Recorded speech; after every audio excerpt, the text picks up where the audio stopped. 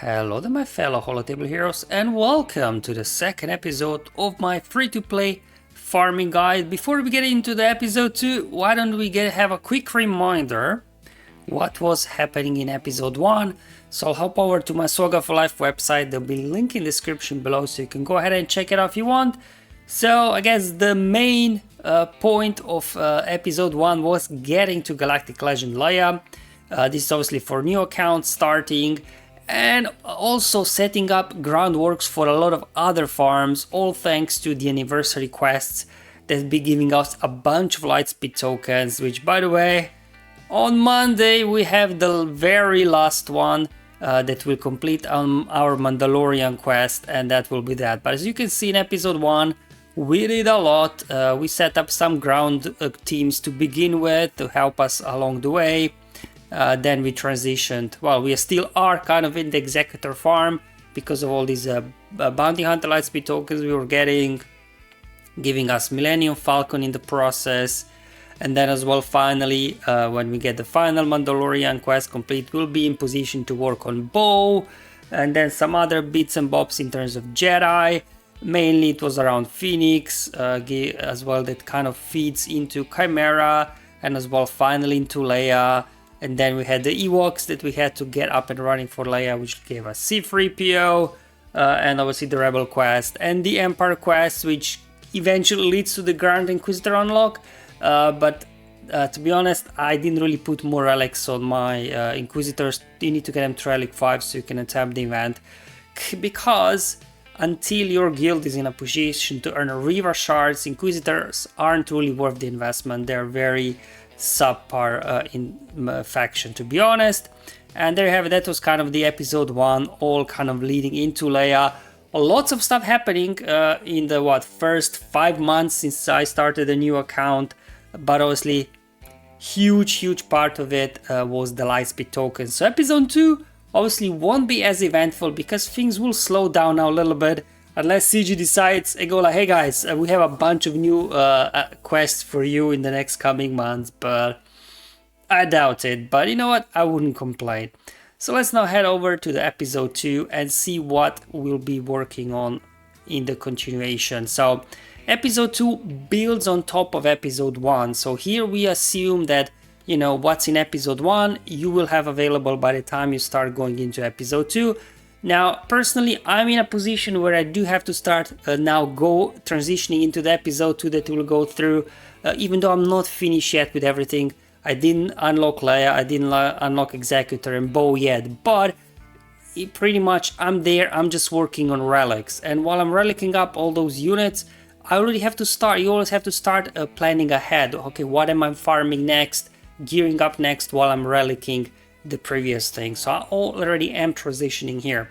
As you will see, like for example, this is what we will end up with in episode 1. Obviously these are all Leia requirements. Vader we have anyway, Falcon we got, C-3PO we got as well. So all of this we already have coming into episode 2, which means if you only add these 3, you got yourself a Jedi Knight Luke. And Jedi Knight Luke is sort of almost like a galactic legend in the early game, especially with Relic Delta, get him to Relic 7. I remember even back when Jedi Knight Luke came, especially in Fury 3, he can soul a lot of teams, he can't be stunned, he's got a lot of protection, he's very durable, must stand, he's counter-attacking, doing a lot of damage, he's basic dealing true damage to tanks, so he is almost sort of a galactic legend. Like, I don't know, you could argue that he's better than Jedi Master Luke in certain regards, his leadership, so get a look there. Now, while these are only 3 requirements, obviously Wedge's X-Wing is easy to get, you just get him from Galactic War shipments, not too big of a deal. However, Wampa and her Meteora, 2 difficult units to get, so the way you get them is spending get 1 currency, but you really need that get 1 currency for gear. So what I would suggest is whenever you get a chance to purchase a lightspeed token from the era shipments, like if you're decently active in Colosseum, you should be getting like 2 lightspeed tokens per era. So that I would use on Wampa and her Meteora. This will obviously get them to relic 5, which you don't need to worry about relics, but only 6 stars, which means you will have to farm them up from relic 5 to relic 6 using get tokens, unless obviously you are unlocking marquee units every era. Then you will be getting Kyber tokens, which I think gives you 7-star units at 6 stars. In that case, you will be good to go. Also, Wampa, do save an Omicron for him. He's an absolute beast, literally and figuratively speaking. You definitely want to put Omicron there on Wampa. So you can see these 3 requirements, and you got yourself Jedi Knight Luke because of all the groundwork we already kind of put into episode 1. So this is very nice to see that. So let's moving on to and obviously Jedi Knight Luke feeds into our Jabba farm. He's one of the Jabba requirements. So this will fit nicely into Jabba. And then Wedge X-Wing is needed for Profundity farm. So on top of it, again, coming over from episode 1, we have Hera from a Lightspeed token. We farmed up Y-Wing. We farmed up Ghost. So we have this already. Again, Wedge X-Wing coming from Luke. So in order to complete your Profundity farm, we have to farm these units here. Amoretus, his energy node. Cassian should be easy. Guild shipment. Mothma again, energy node. Beastan, another easy one from Cantina shipments. Jean is an easy one because it's raid tokens. However, this is a bit of a tricky one. Like, you have to manage, do you need raid tokens for some gear, or when you pause from getting gear, then you can get Jean very quickly as well to 7 stars. So in terms of farm, not too bad. Obviously relics, that's another story, but you know, you just slowly work on them as when you can. And then in terms of ships, Cassian's U-Wing is Cantina, so that's an easy one. And really, Bistan's U-Wing is sort of like a Razor Crest for the Executor farm, where it just randomly pops up in fleet shipments. I think I've seen it here and there as well, in the guild shipments as well, but primarily what I've been doing is whenever I see Razor Crest in fleet shipments, I pick up Razor Crest for the Executor farm.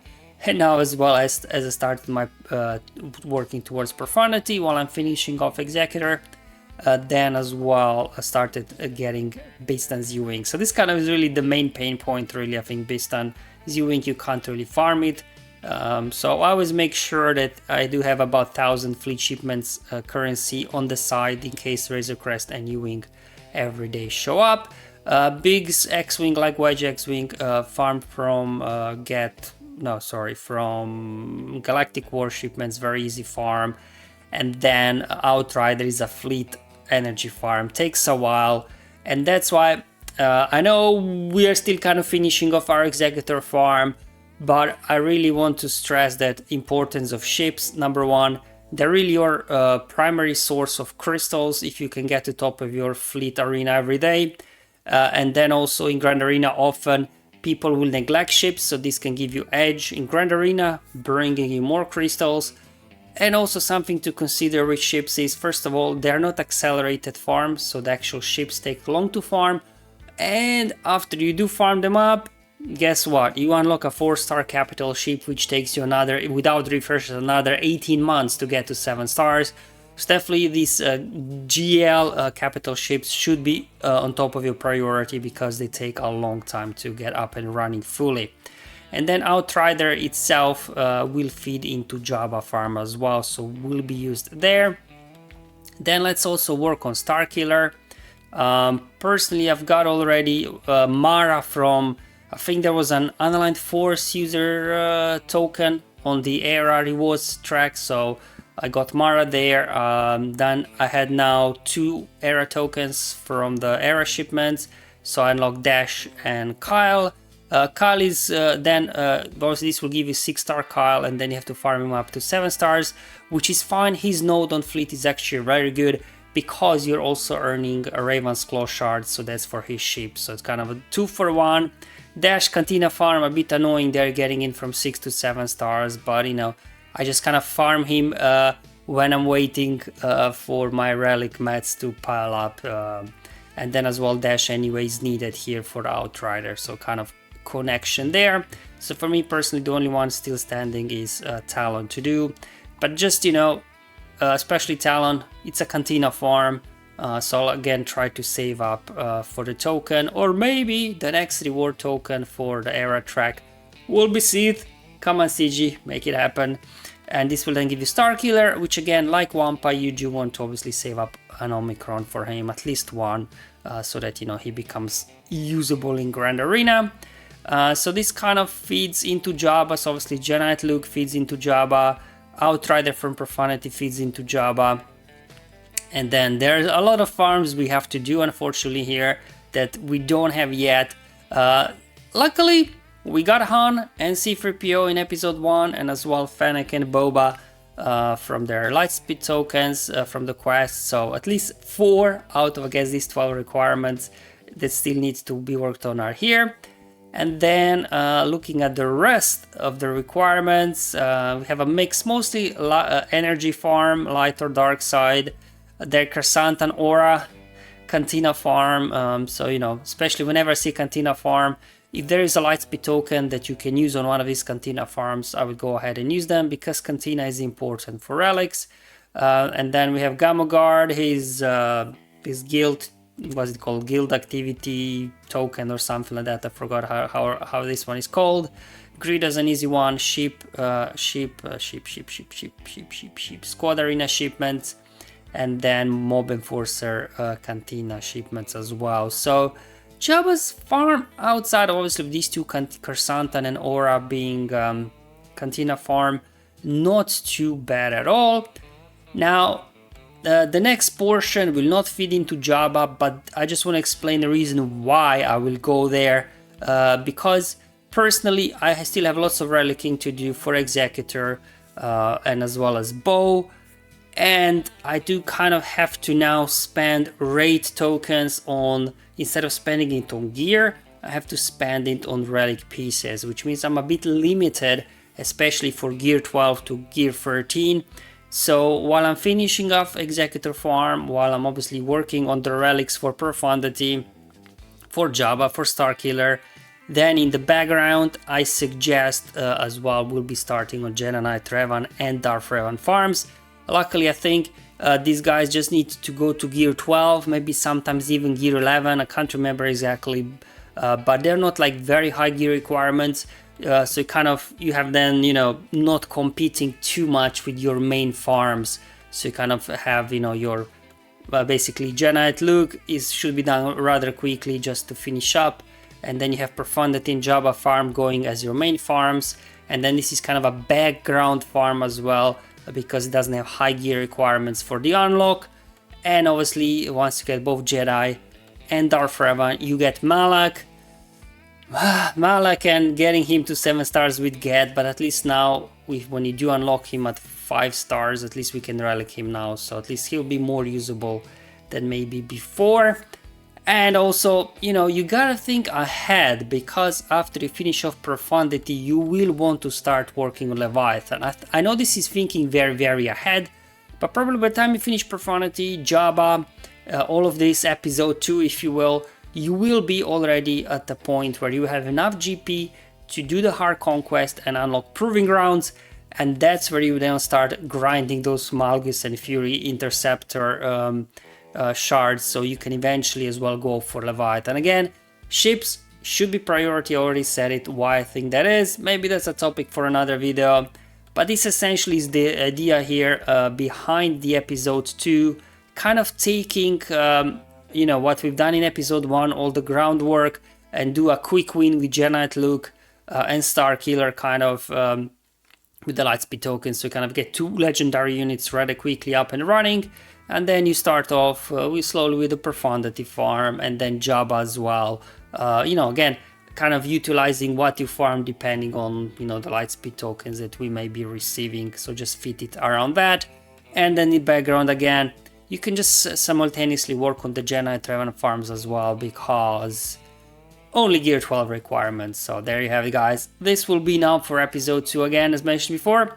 Not that much happening in episode 2 as episode 1, but that's again because of the Lightspeed tokens, obviously, that we were receiving over the past few months from the anniversary quest.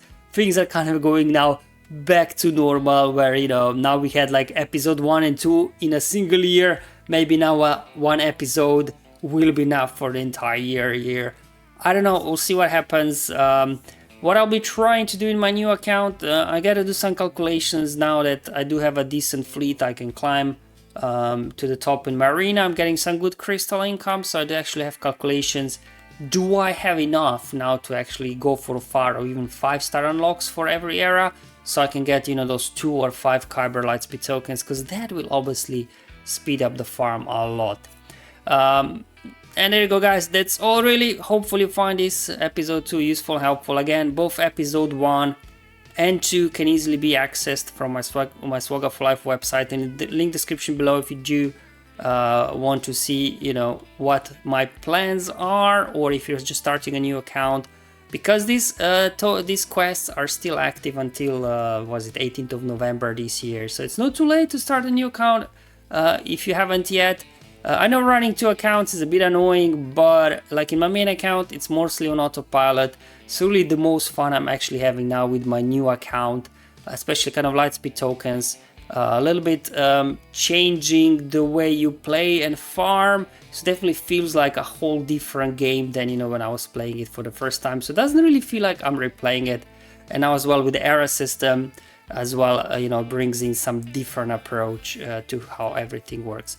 Thank you for watching, I'll see you on the next one. But until then, have fun, enjoy your life, and may the RNG be with you, my friends.